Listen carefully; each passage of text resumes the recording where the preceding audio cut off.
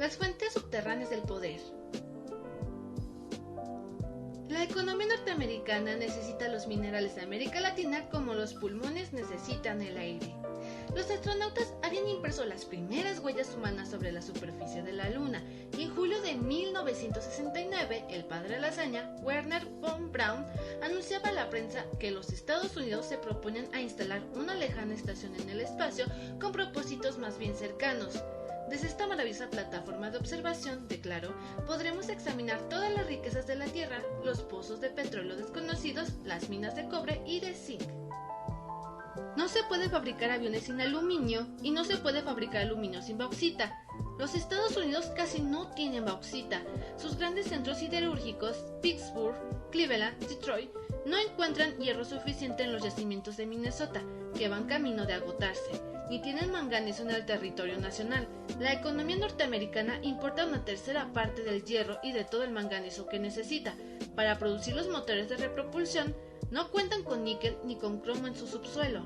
Para fabricar aceros especiales se requiere de tungsteno, importan la cuarta parte. Esta dependencia creciente respecto a los suministros extranjeros determina una identificación también creciente de los intereses de los capitalistas norteamericanos en América Latina con la seguridad nacional de los Estados Unidos. La estabilidad interior de la primera potencia del mundo aparece íntimamente ligada a las inversiones norteamericanas del sur del río Bravo. Cerca de la mitad de esas inversiones están dedicadas a la extracción de petróleo y a la explotación de riquezas mineras, indispensables para la economía de los Estados Unidos tanto como en la paz como en la guerra. Una de las razones principales de los Estados Unidos por invertir en el exterior es el desarrollo de recursos naturales, particularmente minerales y más específicamente petróleo. Es perfectamente obvio que los incentivos de este tipo de inversiones no pueden menos que incrementarse.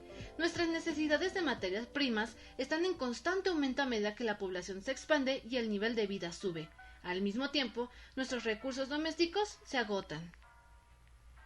La nueva tecnología no ha encontrado la manera de prescindir de los materiales básicos que la naturaleza y solo ella proporcionan. Se van debilitando. Al mismo tiempo, las respuestas del subsuelo nacional es capaz de dar el desafío del crecimiento industrial de los Estados Unidos. Bethlehem está mudando las montañas a los Estados Unidos con tal entusiasmo que se teme que de aquí a 15 años Brasil se quede sin suficiente manganeso para abastecer su propia siderurgia. Por lo demás, de cada $100 que el Bethlehem invierte en la extracción de minerales, 88 corresponde a una gentileza del gobierno brasileño. Brasil continúa despojándose gratis de sus fuentes naturales de desarrollo. Por su parte, el dictador René Barrientos se apoderó de Bolivia en 1964 y entre matanza y matanza de mineros, otorgó a la firma Phillips Brothers la concesión de la mina Matilde, que contiene plomo, plata y grandes yacimientos de zinc con una ley 12 veces más alta que las minas norteamericanas. En Perú, en 1968, se perdió misteriosamente la página número 11 del convenio que el presidente Belaúnde Terry había firmado a los pies de una fila de la Standard Oil, y el general Velasco Alvarado derrocó al presidente, tomó las riendas del país y nacionalizó los pozos y las refinerías de la empresa. En Venezuela, el gran lago de petróleo de la Standard Oil y la Gulf tienen su asiento la mayor misión militar norteamericana de América Latina. Los frecuentes golpes de Estado de Argentina estallan antes o después de cada licitación petrolera. El triunfo electoral de las fuerzas de izquierda encabezada por Salvador Allende, las reservas norteamericanas de cobre habían caído en más de un 60% entre 1965 y 1969. En 1964, en su despacho de la Bajada, el Che Guevara me enseñó que la Cuba de Batista no era solo de azúcar. Los grandes yacimientos cubanos de níquel y de manganeso explican mejor, a su juicio, la furia ciega del imperio contra la revolución. Los minerales tuvieron mucho que ver con la caída del gobierno del socialista Chedid Jagan, que a finales de 1964 había obtenido nuevamente la mayoría de los votos en lo que entonces era la Guayana Británica. El país hoy se llamaba Guayana, es el cuarto productor mundial de bauxita y figura en el tercer lugar entre los productores latinoamericanos de manganeso. La bauxita de Arkansas vale el doble que la bauxita de Guayana. Los Estados Unidos disponen de muy poca bauxita en su territorio, utilizando materias primas ajenas y muy baratas. Producen, en cambio, casi la mitad del aluminio que se elabora en el mundo. Para abastecerse de la mayor parte de los minerales estratégicos que se consideran de valor crítico para su potencial de guerra, los Estados Unidos dependen de las fuentes extranjeras. El motor de retropropulsión, las turbinas de gas y los reactores nucleares tienen hoy una enorme influencia en la demanda de materiales que solo pueden ser obtenidos en el exterior, dice McDuff en este sentido. La imperiosa necesidad de minerales estratégicos impredecibles para salvaguardar el poder militar y atómico de los Estados Unidos parece claramente vinculada con la compra de tierras por medios generalmente fraudulentos en la Amazonía brasileña. En la década del 60, numerosas empresas norteamericanas conducidas de la mano por aventureros y contrabandistas profesionales. En 1964, los aviones de la Fuerza Aérea de los Estados Unidos habían sobrevolado y fotografiado toda la región. Habían utilizado equipos citilómetros para detectar los yacimientos de minerales radioactivos por la emisión de ondas de luz de intensidad variable, electromagnetómetros para radiografiar el suelo ricos en minerales no ferrosos y magnetómetros para describir y medir el hierro. Los informes y las fotografías obtenidas en el revelamiento de la extensión y la profundidad de las riquezas secretas de la Amazonia fueron puestos a manos de las empresas privadas interesadas en el asunto, gracias a los buenos servicios de Geología Survey, el gobierno de los Estados Unidos. En la inmensa región se comprobó la existencia de oro, plata, diamantes, quipsita, hematita, magnetita, tantalio, titanio, torio, uranio, cuarzo, cobre, manganeso, plomo, sulfatos, potasios, bauxita, zinc, circonio, cromo y mercurio. El sol brillante y media docena de relámpagos de tormentas distintas. El gobierno había ofrecido exoneraciones de impuestos y otras deducciones para colonizar los espacios vírgenes de este universo mágico y salvaje. Debemos mantener las puertas bien abiertas a las inversiones extranjeras, decía el director de la Agencia Gubernamental para el Desarrollo de la Amazonia, porque necesitamos más de lo que podemos obtener para justificar el relevamiento aerofotogramétrico por parte de la aviación norteamericana. El gobierno declaró antes que carecía de recursos.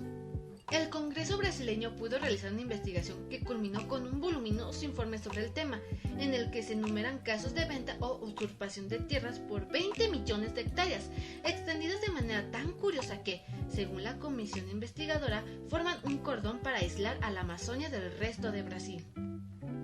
El interés del propio gobierno norteamericano en mantener bajo su control una vasta extensión de tierras para su utilización ulterior, sea para la explotación de minerales, particularmente los radioactivos, sea como base de una colonización dirigida. El Consejo de Seguridad Nacional afirma, causa sospechas el de que las áreas ocupadas o vías de ocupación por elementos extranjeros coincida con regiones que están siendo sometidos a campañas de esterilización de las mujeres brasileñas por extranjeros.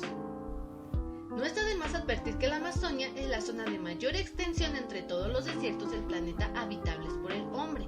El control de la natalidad se puso en práctica en este grandioso espacio vacío para evitar la competencia demográfica de los muy escasos brasileños que, en remotos rincones de la selva o de las planicies inmensas, viven y se reproducen.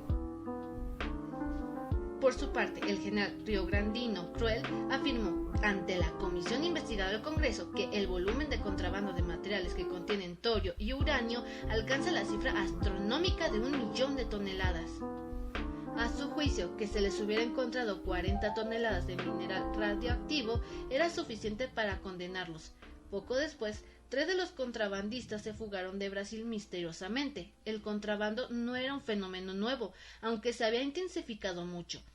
Brasil pierde cada año más de 100 millones de dólares solamente por la evasión clandestina de diamantes en bruto. Pero, en realidad, el contrabando solo se hace necesario en medida relativa. A mediados del siglo pasado, las negras profecías de Malthus planeaban sobre el viejo mundo. La población europea crecía vigorosamente y se hacía impredecible otorgar nueva vida a los suelos cansados para la producción de alimentos que pudieran aumentar en proporción pareja. El guano reveló sus propiedades fertilizantes en los laboratorios británicos. A partir de 1840 comenzó su exportación en gran escala desde las costas peruanas. Los alcatraces y las gaviotas, alimentados por los fabulosos cardúmenes de las corrientes que lamen las riberas, habían ido acumulando en las islas y los islotes desde tiempos inmemorables grandes montañas de excrementos ricos en nitrógeno, amoníaco, fosfato y sales alcalinas. El guano se conserva puro en las costas sin lluvia de Perú. Poco después del lanzamiento internacional del guano, la química agrícola descubrió que eran aún mayores las propiedades nutritivas del salitre. En 1850 ya se había hecho muy intenso su empleo como abono en los campos europeos. La oligarquía de Lima, soberbia y presuntuosa como ninguna, continuaba enriqueciéndose a manos llenas y acumulando símbolos de su poder en los palacios y los mausoleos del mármol de Carragá, que la capital erguía en medio de los desiertos de arena. Antiguamente, las grandes familias limeñas habían florecido a costa de la plata de Potosí, y ahora pasaban a vivir de la mierda de los pájaros y del grumo blanco y brillante de las salitreras.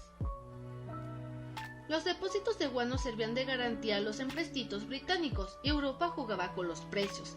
La rapiña de los exportadores hacía estragos. Lo que la naturaleza había acumulado en las islas a lo largo de milenios se maltrataba en pocos años. Mientras tanto, las pampas salitretas, cuenta Bermúdez, los obreros sobrevivían en chozas miserables, apenas más altas que el hombre, hechas con piedra, cascotes de caliche, barro y de un solo recinto. El gobierno de Bolivia pretendió aplicar un impuesto a las salitreras que operaban en su suelo. Los batallones del ejército de Chile invadieron la provincia para no abandonarla jamás. Hasta aquella época, el desierto había oficiado de zonas de amortiguación para los conflictos latentes entre Chile, Perú y Bolivia. El salitre desencadenó la pelea. La Guerra del Pacífico estalló en 1879 y duró hasta 1883. Las Fuerzas Armadas chilenas, que ya en 1879 habían ocupado también los puertos peruanos de la región del Salitre, Patillos, Iquique, Pisagua, Junín, entraron por fin victoriosas en Lima, y al día siguiente la fortaleza del Callao se rindió. La derrota provocó la mutilación y la sangría de Perú. La economía perdió sus dos principales recursos, se paralizaron las fuerzas productivas, cayó la moneda, cerró el crédito exterior. La estructura de la economía colonial permaneció invicta, aunque les faltaban sus fuentes de sustentación. Bolivia, por su parte, no se dio cuenta de lo que había perdido con la guerra. La mina de cobre más importante del mundo actual, Chuquicamata, se encuentra precisamente en la provincia ahora chilena de Antofagasta. Pero, ¿y los triunfadores? El salitre y el yodo sumaban el 5% de las rentas del Estado chileno en 1880. 10 años después, más de la mitad de los ingresos fiscales provenían de la exportación de nitrato desde los territorios conquistados. El mismo periodo de las investigaciones inglesas en Chile se triplicaron con creces. La región del salitre se convirtió en una factoría británica. Los ingleses se apoderaron del salitre utilizando procedimientos nada costosos. El gobierno de Perú había expropiado las salitres en 1875 y las había pagado con bonos. La guerra abatió el valor de estos documentos 5 años después de la 10ª parte. Los soldados estaban peleando para ello. Aunque no lo sabían, el gobierno chileno recompensó inmediatamente el sacrificio de North, Haber, English, James, Bush, Robertson y otros laboriosos hombres de empresa. En 1881 dispuso de la devolución de las salitreras. Al abrirse la década del 90, Chile destinaba a Inglaterra las 3/4 partes de sus exportaciones y de Inglaterra recibía casi la mitad de sus importaciones. Su dependencia comercial era todavía mayor que la que por entonces padecía la India. La guerra había otorgado a Chile el monopolio mundial de los nitratos naturales, pero el rey del salitre era John Thomas North. En 1866, con solo 10 libras esterlinas en el bolsillo de su viejo traje lleno de polvo, 30 años después, los príncipes y los duques, los políticos más prominentes y las grandes industriales se sentaban a la mesa de su mansión en Londres. North había inventado un título de coronel y se había afiliado, como correspondía a un caballero de sus quilates, el Partido Conservador y la logia masónica de Kent. En vísperas de la Primera Guerra Mundial, 2/3 del ingreso nacional de Chile provenían de la exportación de los nitratos, pero la pampa salitrera era más ancha y ajena que nunca. La prosperidad no había servido para desarrollar y diversificar el país, sino que había acentuado. por el contrario, sus deformaciones estructurales. Chile funcionaba como un apéndice de la economía británica. El más importante proveedor de abonos del mercado europeo no tenía derecho a la propia vida. El cobre no demoró mucho en ocupar el lugar del salitre como viga maestra de la economía chilena, al tiempo que la hegemonía británica cedía paso al dominio de los Estados Unidos. En víspera de la crisis del 29, las inversiones norteamericanas en Chile ascendían ya más de 400 millones de dólares, casi todos los destinados a la explotación del transporte del cobre. Hasta la victoria electoral de las fuerzas de la Unidad Popular en 1970, los mayores yacimientos del metal rojo continuaban a manos de la Anaconda Copper Mining Co. y la Kennecott Copper Co., dos empresas íntimamente vinculadas entre sí como partes de un mismo consorcio mundial. En medio del siglo, ambas habían remitido 4 millones de dólares desde Chile a sus casas matrices.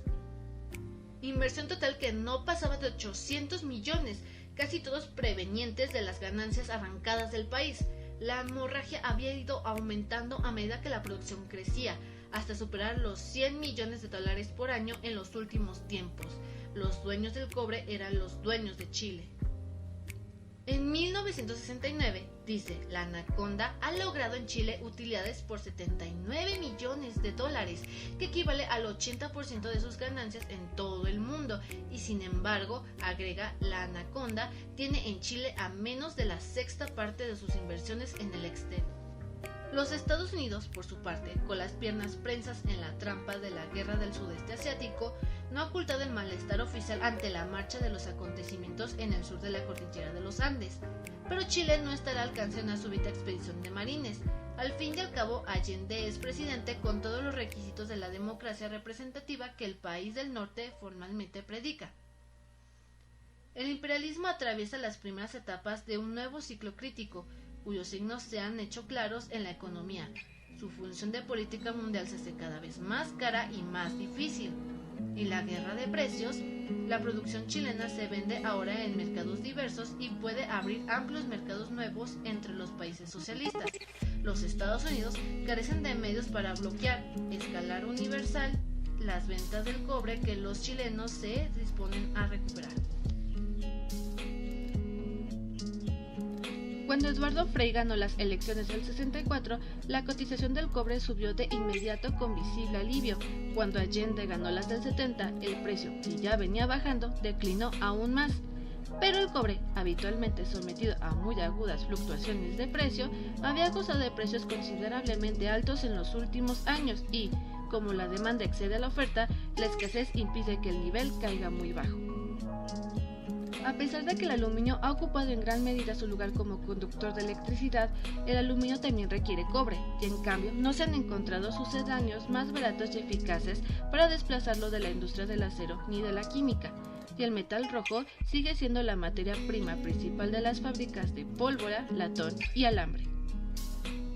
La nacionalización pondrá fin a un estado de cosas que se habían hecho insoportables para el país y evitarán que se repita. Con el cobre, la experiencia del saqueo y caída en el vacío que sufrió Chile en el ciclo del salitre, porque los impuestos que las empresas pagan al Estado no compensan en modo alguno el agotamiento inflexible de los recursos minerales que la naturaleza ha concedido pero que no renovará. Por lo demás, los impuestos han disminuido en términos relativos, desde que en 1955 se estableció el sistema de la tributación decreciente de acuerdo con los aumentos de producción y desde la chilenización del cobre dispuestas por el gobierno de Frei. Los gravámenes se aplicaron en el nuevo régimen sobre un precio de 29 centavos de dólar por libra, aunque el precio se elevó empujado por la gran demanda mundial hasta los 70 centavos. Chile perdió por la diferencia de impuestos entre el precio ficticio y el precio real una enorme cantidad de dólares, como lo reconoció el propio Radomiro Tomic, el candidato elegido por la democracia cristiana para suceder a Frei en el siguiente periodo. En 1969, el gobierno de Frei pactó con la Anaconda un acuerdo para comprarle el 51% de las acciones en cuotas semestrales, en condiciones tales que desataron un nuevo escándalo político y dieron mayor impulso al crecimiento de las fuerzas de izquierda. Hace menos de un siglo, un hombre medio muerto de hambre pelea contra las rocas en medio de las desolaciones del altiplano de Bolivia. La dinamita estalló y cuando él se acercó a recoger los pedazos de piedra triturados por la explosión, quedó deslumbrado. Tenía en las manos trozos fulgurantes de la veta de estaño más ricas del mundo. Al amanecer del día siguiente, montó a caballo rumbo a Guanuni y el análisis de las muestras confirmó el valor del hallazgo. El estaño podría marchar directamente de la veta al puerto sin necesidad de sufrir ningún proceso de concentración. Aquel hombre que se convirtió en el rey del estaño era uno de los 10 multimillonarios más multimillonarios del planeta. Se llamaba Simón Patiño. Desde Europa, durante muchos años alzó y derribó a los presidentes y a los ministros de Bolivia, planificó el hambre de los obreros y organizó sus matanzas, ramificó y extendió su fortuna personal. Bolivia era un país que existía a su servicio. En 1952, Bolivia nacionalizó el estaño, pero ya para entonces aquellas minas riquísimas se habían vuelto pobres. En el cerro Juan del Valle, donde Patiño había descubierto el fabuloso filón, la ley del estaño se ha reducido 120 veces. De las 156,000 toneladas de roca que salen mensualmente por las bocaminas, solo se recuperan 400. Las perforaciones ya suman en kilómetros una distancia 2 veces mayor que la que separa la mina de la ciudad de La Paz. El cerro es, por dentro, un hormiguero agujerado por infinitas galerías, pasadizos, túneles y chimeneas. La Revolución del 52 no había modificado el papel de Bolivia en la División Internacional del Trabajo. Bolivia continuó exportando el mineral en bruto y casi todo el estaño se refina todavía en los hornos de Liverpool de las empresas Williams, Herbert & Koch que pertenecen a Patiño.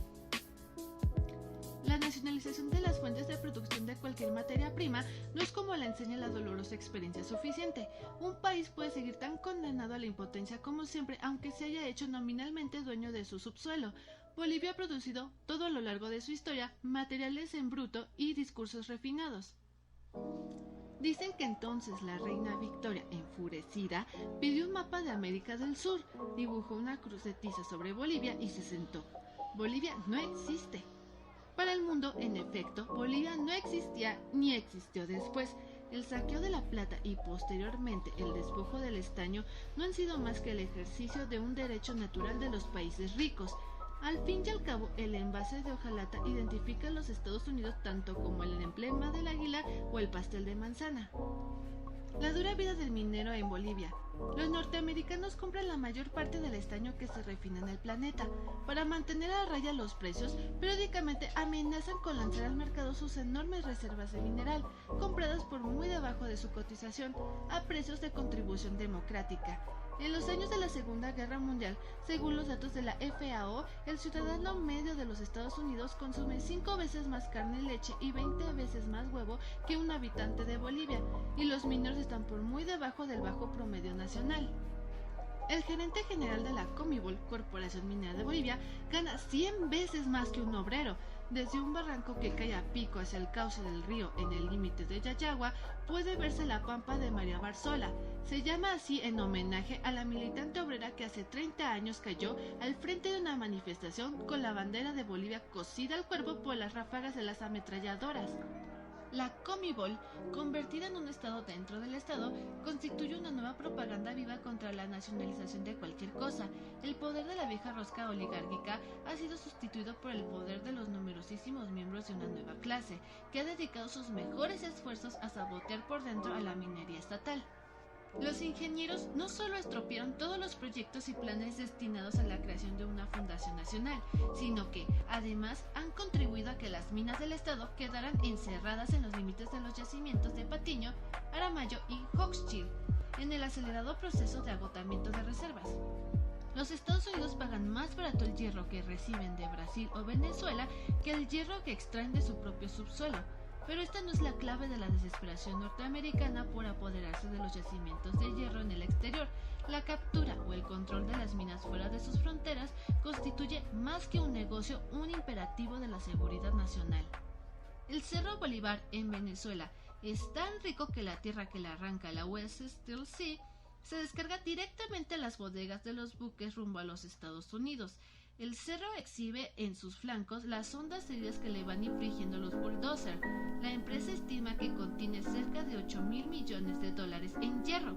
En un solo año, en 1960, la US Steel y la Bethlehem Steel repartieron utilidades por más de un 30% de sus capitales invertidos en el hierro de Venezuela, y el volumen de estas ganancias distribuidas resultó igual a la suma de todos los impuestos pagados al Estado venezolano en 10 años transcurridos desde 1950. Los Estados Unidos no tienen el menor interés por defender los precios, al contrario, les conviene que la materia prima resulte de lo más barata posible.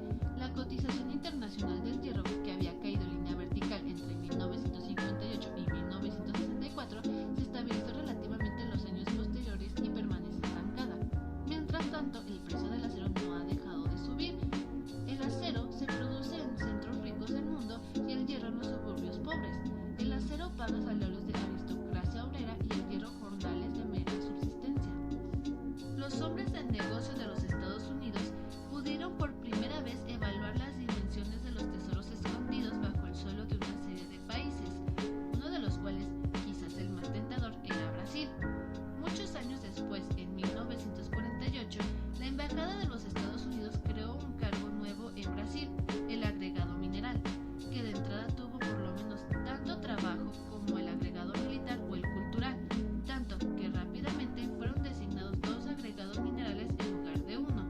Poco después, la Bethlehem Steel recibía del gobierno de Dutra los espléndidos yacimientos de manganeso de Amapá. En 1952, el acuerdo militar con los Estados Unidos prohibió a Brasil vender las materias primas de valor estratégico como el hierro a los países socialistas. En 1957, la Hana Mining Co. compró por $6 millones la mayoría de las acciones de una empresa británica, la St.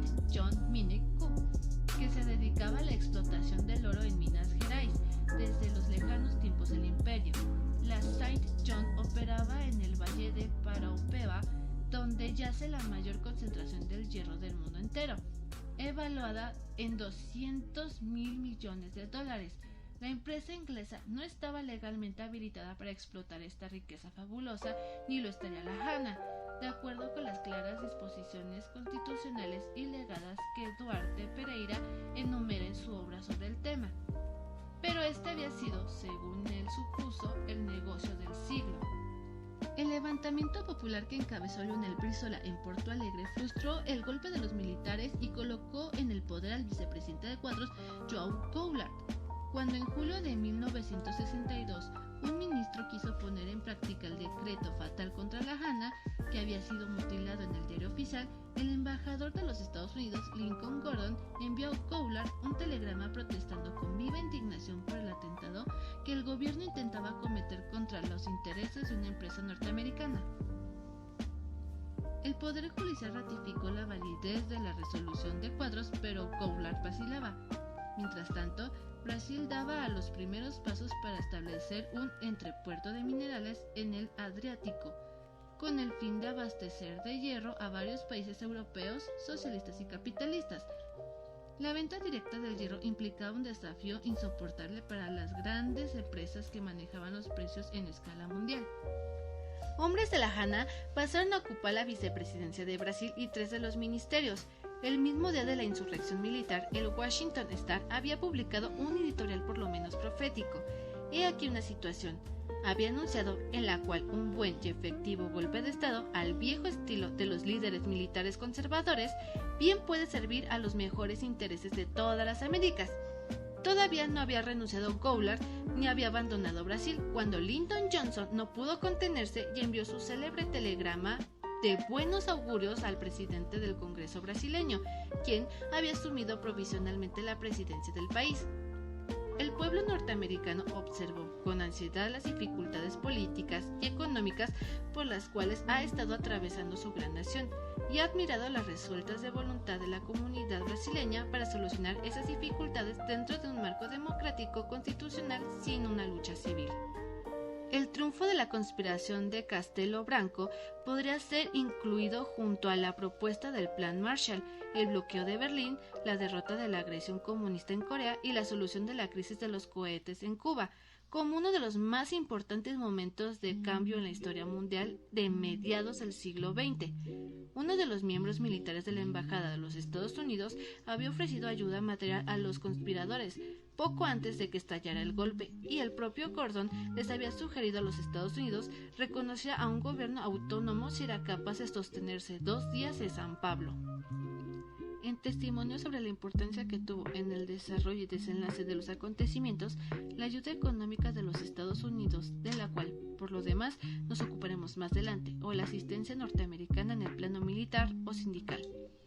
Después de que se cansaron de arrojar a la hoguera o al fondo de la vía Guanabara los libros de los autores rusos tales como Dostoyevsky, Tolstoy o Gorky, y tras haber condenado al exilio, la prisión o a la fosa a una innumerable cantidad de brasileños, la flamante dictadura de Castelo Branco puso manos a la obra, entregó el hierro y todo lo demás.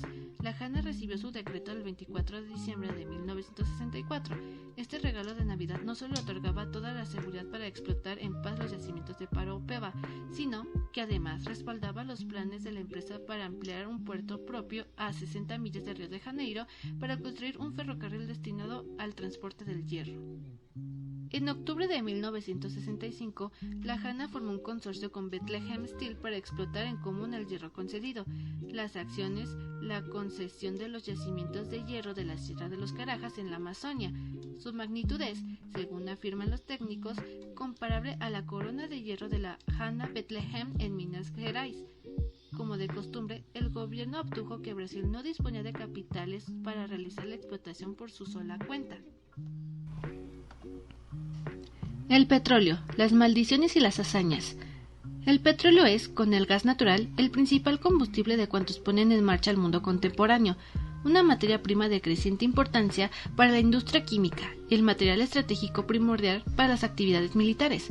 Ningún otro imán atrae tanto como el oro negro a los capitales extranjeros. No existe otra fuente tan fabulosa de ganancia. El petróleo es la riqueza más monopolizada en todo el sistema capitalista. El petróleo que brota de los Estados Unidos disfruta de un precio alto. Su inmensa flota de automóviles bebe gasolina barata gracias a los subsidios públicos, pero la cotización del petróleo de Venezuela y de Medio Oriente han ido cayendo desde 1957, todo a lo largo de la década de los años 60. Cada barril de petróleo venezolano, por ejemplo, valía en promedio $2.65 en 1957. A finales de 1970, el precio es de $1.86. El gobierno de Rafael Caldera anunciaba que fijará unilateralmente un precio mucho mayor, pero el nuevo precio no alcanzará de todos modos, según las cifras que los comentaristas manejan y pese al escándalo que se presente en el nivel de 1957. Los Estados Unidos son, a la vez, los principales productores y los principales importadores de petróleo en el mundo. Durante la Segunda Guerra Mundial, los Estados Unidos se convirtieron en importadores netos y el cartel comenzó a aplicar una nueva política de precios. La cotización se ha venido abajo sistemáticamente.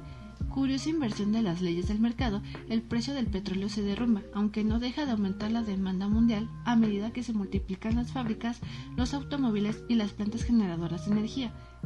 Porque el negocio del petróleo en el mundo capitalista está, como hemos visto, en manos del cartel todopoderoso. El cartel nació en 1928 en un castillo del norte de Escocia rodeado por la bruma. La estructura del cartel implica el dominio de numerosos países y la penetración en sus numerosos gobiernos.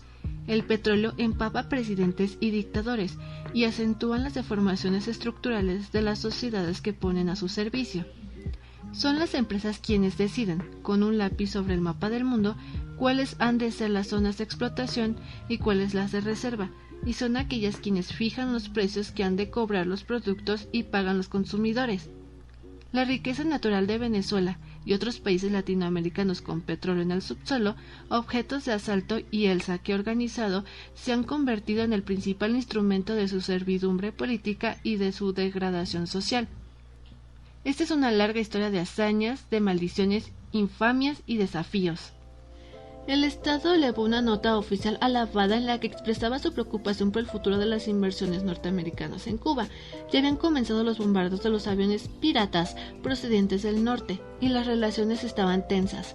En enero de 1960, Eisenhower anunció la reducción de la cuota cubana de azúcar y en febrero Fidel Castro firmó un acuerdo comercial con la Unión Soviética para intercambiar azúcar por petróleo y otros productos a precios buenos para Cuba.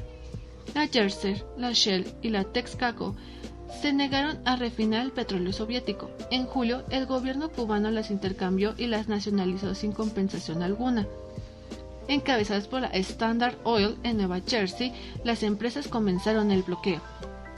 México había sufrido 20 años antes un embargo internacional decretado por la Standard Oil de Nueva Jersey y la Royal Dutch Shell. Entre 1930 y 1942, el cártel dispuso el bloqueo de las exportaciones mexicanas del petróleo y de los abastecimientos necesarios para sus pozos y refinerías. El presidente Lázaro Cárdenas había nacionalizado las empresas.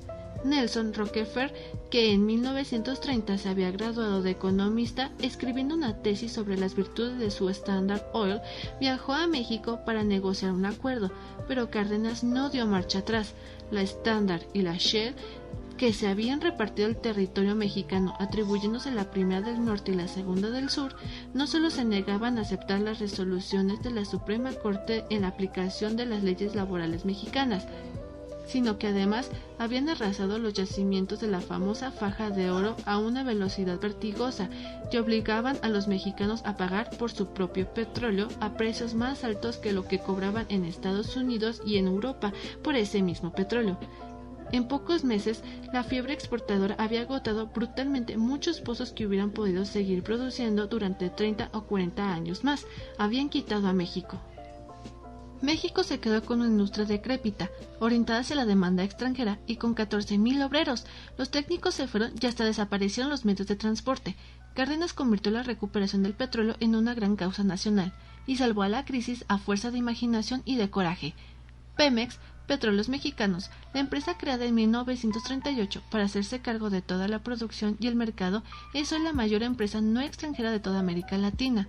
A costa de las ganancias que Pemex produjo, el gobierno mexicano pagó abultadas indemnizaciones a las empresas entre 1947 y 1962. México no es el deudor de esas compañías piratas, sino su acreedor legítimo. En 1949, la Standard Oil interpuso veto a un préstamo que los Estados Unidos iba a conceder a Pemex, y muchos años después, ya cerradas las heridas por obra de las generosas indemnizaciones, Pemex vivió una experiencia semejante ante el Banco Internacional de Desarrollo. Uruguay fue el país que creó la primera refinería estatal en América Latina, la ANSAP, Administración Nacional de Combustibles, Alcohol y Portland. Había nacido en 1931 y la refinación y la venta de petróleo crudo figuraban entre sus funciones principales. Era la respuesta nacional a una larga historia de abusos del trush en el Río de la Plata. Paralelamente, el Estado contrató la compra de petróleo barato en la Unión Soviética. El cartel financió de inmediato una furiosa campaña de desprestigio contra el ente industrial del Estado uruguayo y comenzó su tarea de extorsión y amenaza. Se afirmaba que el Uruguay no encontraría quien le vendiera las maquinarias y que se quedaría sin petróleo crudo, que el Estado era un pésimo administrador y que no podría hacerse cargo de tan complicado negocio. El golpe palaciego de marzo de 1933 despedía cierto olor a petróleo. La dictadura de Gabriel Terra anuló el derecho de la ANSAP a monopolizar la importación de combustibles y en enero de 1938 firmó los convenios secretos con el cártel, ominosos acuerdos que fueron ignorados por el público hasta un cuarto de siglo después y que todavía están en vigencia. Allá por 1939, la refinería de la ANSAP levantaba exitosas sus torres llameantes. El ente había sido mutilado gravemente a poco de nacer, como hemos visto, pero constituía todavía un ejemplo de desafío victorioso ante las presiones del cártel. El jefe del Consejo de la Nación del Petróleo de Brasil, general Horta Barbosa, viajó a Montevideo y se entusiasmó con la experiencia. La refinería uruguaya había pagado casi la totalidad de sus gastos de instalación durante el primer año de trabajo. Gracias a los esfuerzos del general Barbosa, sumando al fervor de otros militares nacionalistas, Petrobras, la empresa estatal brasileña, pudo iniciar sus operaciones en 1953. El cártel le ha arrebatado dos grandes fuentes de ganancia. en primer lugar, la distribución de la gasolina, los aceites, el querosene y los diversos fluidos.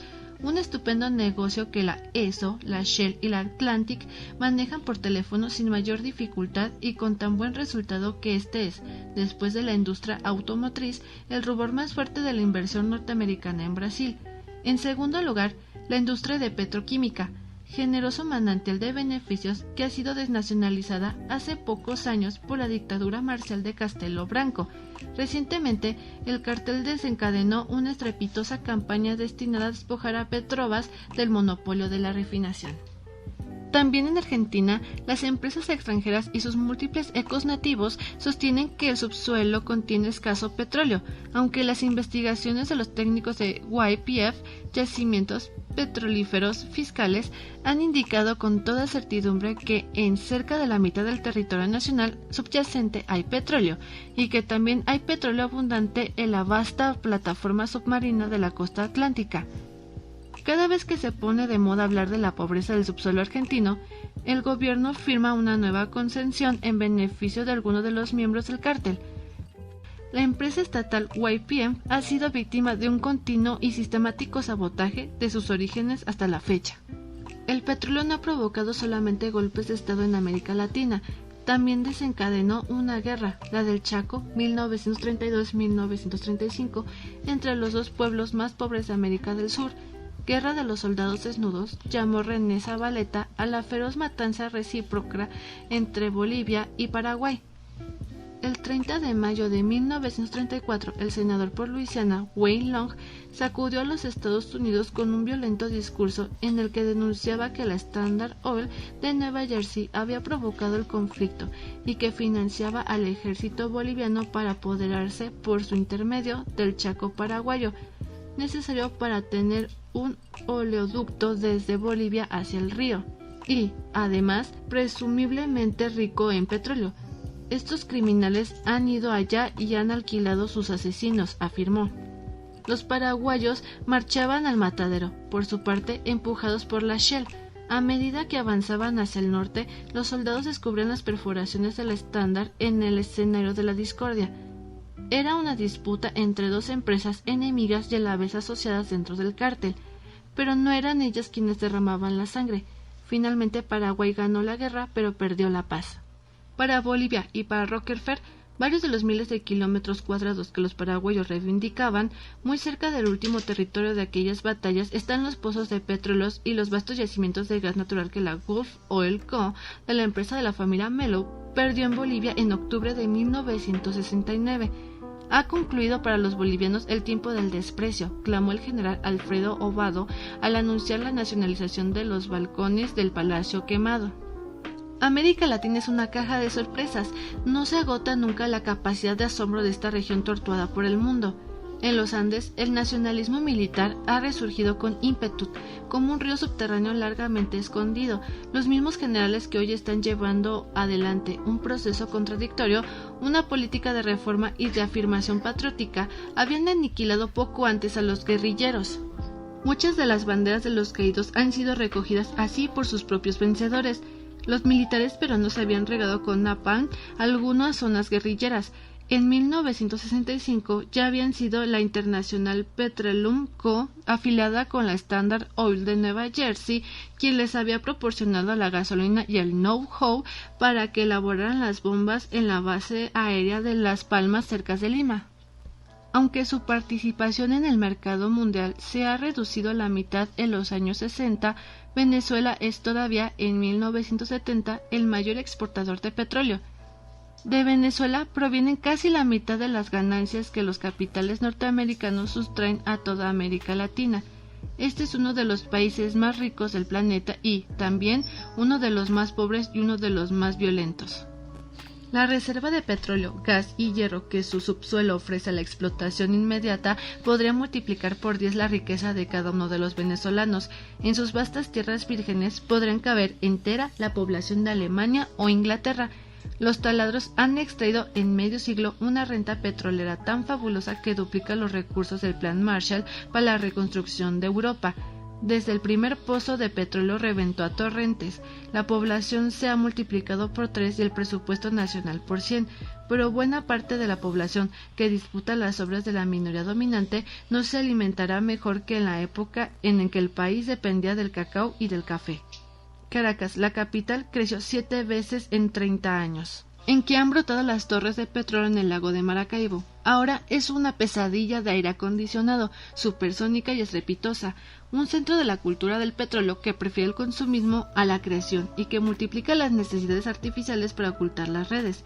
Caracas ama los productos sintéticos y los alimentos enlatados.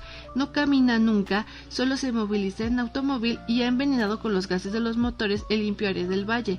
A Caracas le cuesta dormir porque no puede apagar la ansiedad de ganar y comprar y consumir y gastar, apoderarse de todo.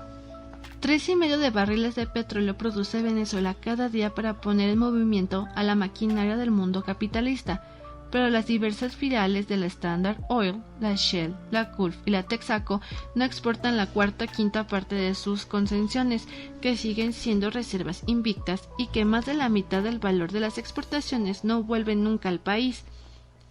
Los folletos de la propaganda de la Creole Standard Oil exaltan la filantropía de la corporación en Venezuela, en los mismos términos en que proclamaban virtudes a mediados del siglo XVIII.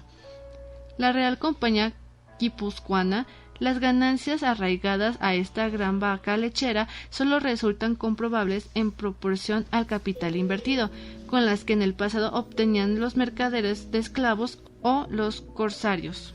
Ningún país ha producido tanto al capitalismo mundial en tan poco tiempo. Venezuela ha drenado una riqueza que, según Rangel, excede a la que los españoles usurparon a Potosí o los ingleses a la India. La primera Convención Nacional de Economistas reveló que las ganancias reales de las empresas petroleras en Venezuela habían ascendido en 1961 al 38% y en 1962 al 48%, aunque las tasas de beneficio que las empresas denunciaban en sus balances eran del 15 y el 70% respectivamente. La diferencia corre por cuenta de la magia de la contabilidad y las transferencias ocultas, en la complicidad relojera del negocio petrolero. Por lo demás, con sus múltiples y simultáneos sistemas de precio, resulta muy difícil estimar el volumen de las ganancias que se ocultan detrás de las bajas artificiales de la cotización del petróleo crudo, que desde el pozo a la bomba de gasolina circulan siempre por las mismas venas y detrás de la alza artificial de los gastos de producción, donde se computan sueldos de fábula y muy inflados costos de propaganda. Lo cierto es que, según las cifras oficiales, en la última década, Venezuela no ha registrado el ingreso de nuevas inversiones del exterior, sino, por el contrario, una sistemática desinversión. Venezuela sufre la sangre de más de $700 millones anuales convictos y confesó como renta del capital extranjero. Como consecuencia de la desocupación creciente, se agudizó la crisis de los campamentos petroleros del lago de Maracaibo. El lago es un bosque de torres. Dentro de las armazones de hierro cruzado, el implacable cabeceo de los balancines genera, desde hace medio siglo, toda la opulencia y la miseria de Venezuela. Junto a los balancines arden los mechurros quemando impunentemente el gas natural que el país se da el lujo de regalar a la atmósfera. Se encuentran balancines hasta en los fondos de las casas y en las esquinas de las calles de las ciudades que brotaron a chorros. Como el petróleo, en las costas del lago, allí el petróleo tiñe de negro las calles, las ropas, los alimentos, las paredes, y hasta los profesionales del amor llevan apodos petroleros tales como la tubería, o la 4 válvulas, la cabria o la remolcadora. Los precios de las vestimentas y la comida son aquí más altos que en Caracas. Estas aldeas modernistas, tristes de nacimiento, pero a la vez aceleradas por la alegría del dinero fácil, han descubierto ya que no tienen destino.